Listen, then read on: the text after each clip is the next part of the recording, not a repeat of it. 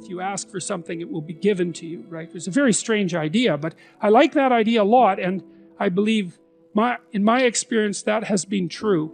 If it was that I wanted what I was asking for, because that's the real issue, right? Because the question is, if you want something, what does it mean to want it? And what it means is to sacrifice whatever is necessary to get it, because otherwise you don't want it. You don't want it unless you're willing to sacrifice for it. And if you don't want it, you're not going to get it, because you're scattered. But if you do want it and you make the proper sacrifices, then God only knows what might happen.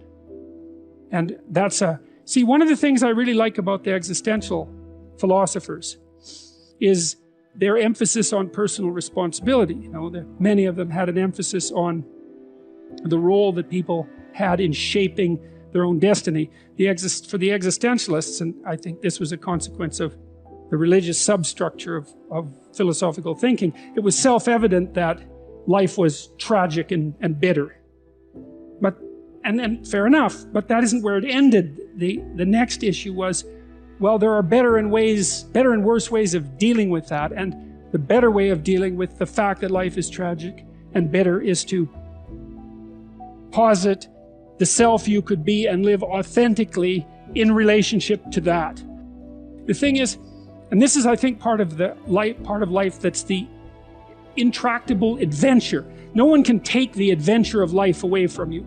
They can't do it with good advice, for example, because no one can demonstrate to you that if you straighten yourself out and aim at what you want and make the proper sacrifices, that your life will turn out in the manner that you might want it to turn out. You'd be a fool to say that everything always works out for everyone if they just do things right. I mean, I think that's a very careless thing to say, given how much tragedy and catastrophe there is in the world and how much of it seems to be undeserved. But that still has very little bearing, I think, on your own individual adventure and the necessity for opening the door to who you could be.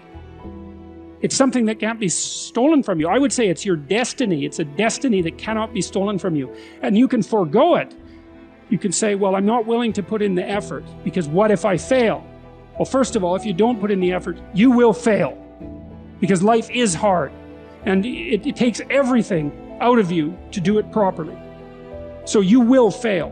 And if you make the proper sacrifices, you might fail. That's why I like the ambiguity in the story of Cain and Abel, because we're never really told why God rejects Cain's offerings. There's hints that Cain maybe isn't doing as good a job as he should, and he certainly gets bitter about it, but there's no smoking pistol. It doesn't say, well, Cain is a bad guy and he made terrible sacrifices, so God rejected him. You never know. Cain might have been working pretty damn hard and things still didn't work out for him. And I think that ambiguity is appropriate in the story, because that ambiguity is in life.